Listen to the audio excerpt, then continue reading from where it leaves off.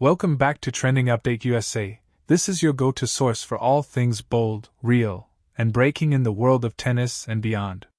I'm your host, Steffan, and today we dive into what has quickly become one of the most talked about moments in modern tennis, a moment that sent shockwaves through stadiums, locker rooms, press rooms, and social media feeds across the globe.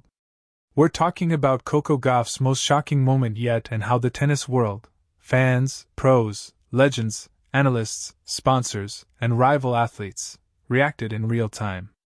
The reaction was so heated, so raw, so unfiltered that it reignited debates about maturity under pressure, youth stardom, the mental load of elite sport, sportsmanship, the rise of American tennis, and the unpredictable nature of competition at the highest level.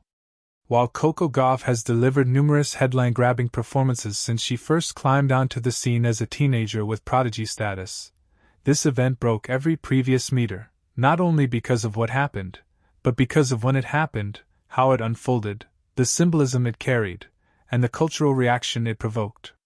This was not just a match incident, it became a narrative moment, a social prism through which the tennis ecosystem reflected its hopes, its anxieties, its generational divide, and its hunger for drama. The moment in question occurred during a live championship clash that had already drawn extraordinary viewership, trending alongside political headlines and entertainment drops. Right in the thick of a pressure cooker semi-final battle, the temperature already high, the stakes monumental, Coco delivered an emotional outburst after a controversial line call that she believed shifted the momentum irreversibly.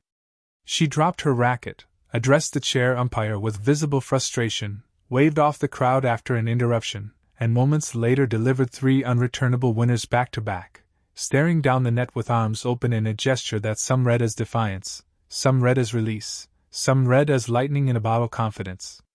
The sequence lasted less than 60 seconds, but the impact has lasted weeks. It was instantly sliced into clips on TikTok, replayed on ESPN, debated on Tennis Channel panels, and quoted by WTA insiders who had never seen that level of fire ignited, snuffed, and reignited so quickly in someone so young. This single minute contained chaos and cosmos, dispute, emotion, reset, supremacy, celebration, disbelief. That's why commentators called it historic, because it contradicted itself, and precisely through that contradiction, defined Coco's game: messy, explosive, brilliant, evolving, emotionally intelligent, and emotionally honest. Analysts pointed out that tournament officials from the WTA did not issue penalties for the reaction. They also noted that the moment underscored broader issues in tennis officiating, especially under high-amplitude crowd noise. Former players said you could hear echoes of a young Serena in the ferocity, but also echoes of a new generation's tone, less interiorized, more expressive, more immediate, more visible, less curated. And as social scientists chimed in, the moment became more than sport, it became culture. Tennis legend Martina Navratilova said the mix of emotional intensity and performance peak immediately afterward showed rare competitive adaptation.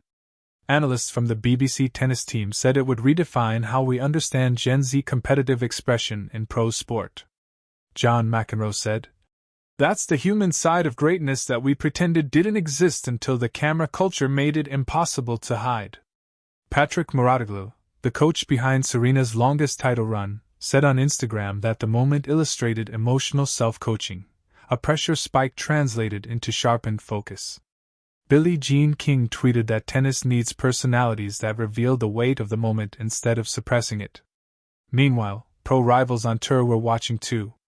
Iga Świątek said during her post-match press conference that the intensity showed passion but that tennis disputes should always cycle back into the performance, which she acknowledged Coco did brilliantly. Aryna Sabalenka posted a cryptic Instagram story.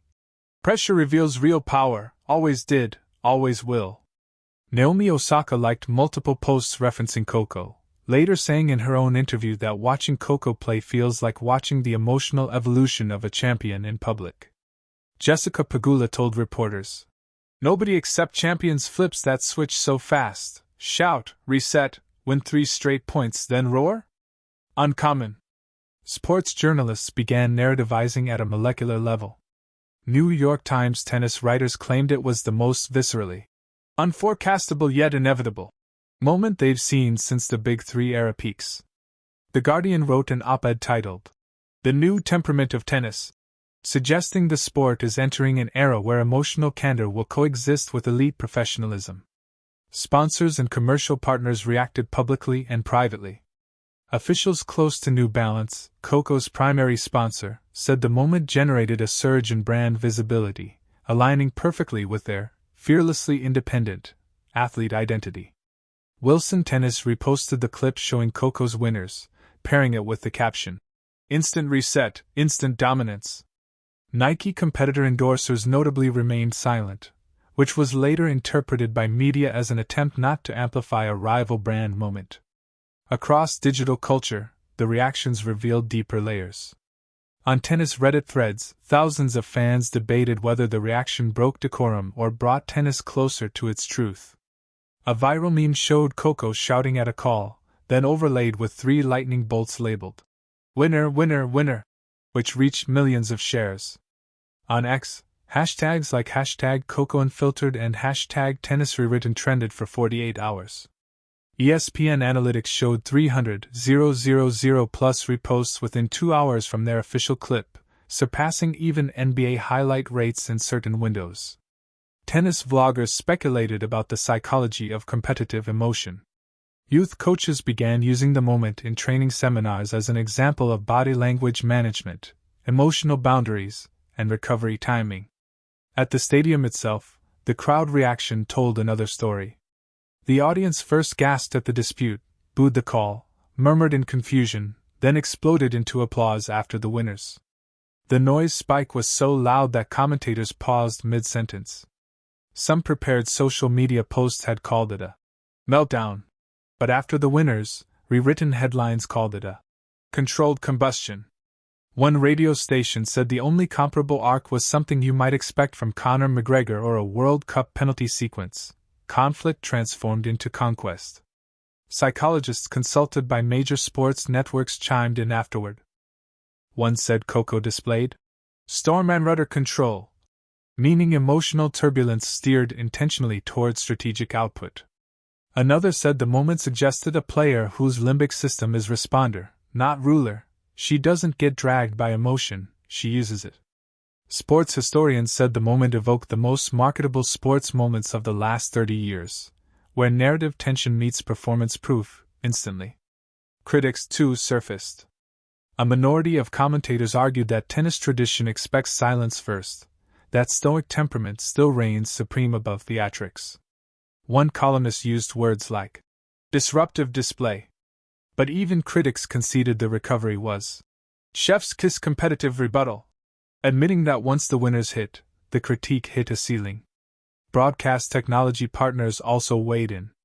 Officials connected to Hawkeye Innovations reiterated the importance of automated officiating precision and why fans cling to such moments, when debate meets power display. Former rivals from the American tennis lineage reacted emotionally. Andy Roddick said on his podcast, "She channeled a hurricane into a spear. That's the modern American tennis signature if we're honest." Chris Evert said the moment aligns with tennis's emotional heritage, back when champions didn't pretend not to feel. Meanwhile, the WTA Tour used the moment for promotional montage without directly mentioning the dispute, highlighting Coco's winners, resetting aura, and crowd explosion. US Open social handles subtly archived the clip alongside their historic plays category. Coco herself later addressed it. "I felt the moment punch me, so I punched it back, and then played tennis," she said. This quote infectiously entered headlines and commentary recaps. Media houses compared it to her breakout victory arc at the 2019 Wimbledon run, her US Open 2023 title temperament test, and multiple comeback moments, arguing that this might have been the emotional pivot point for her leadership identity on tour. Rival coaches started publicly dissecting the moment. Brad Gilbert said the dispute did not take her out of the zone, it became the zone. Darren Cahill said the key to future champions is not emotional suppression, but emotional redirection. Tennis federations debated quietly whether future officiating protocols need enhanced microphone crowd interference monitoring. Global fan culture launched remix tributes, slow-motion breakdown commentaries, and motivational soundtracks overlaying her winner sequence. For the next 10 days, social sentiment analysis suggested 78% positive emotion when linked to competitive fire and authenticity rather than unsportsmanlike framing. Tennis academies including IMG Academy saw enrollment inquiry spikes citing Coco as idle trigger reference. Even non-tennis athletes chimed in. NBA player likes, soccer star reposts, and UFC callouts framed her reaction as human, powerful, or cinematic depending on the tone. In the end, whether you consider this her most shocking dispute or most shocking domination sequence is the paradox itself. Because both statements are true at the same time. A dispute that created dominance, emotion that created precision, interruption that created ignition, a racket drop that created a switch flip, a shock that became a spark. This is why tennis reacted so loudly, because the script was not predictable. Because the hero was not manufactured. Because the timeline folded on itself. Because the crowd saw sweat, doubt, disagreement, electricity, adjustment, supremacy, all in one breath. Because tennis saw itself changing in 60 seconds. And because Coco did what the best always do, she answered the moment with points, not words. That is the story. Not direction. Not apology. Not justification. The world watched. And it reacted. Because it had to.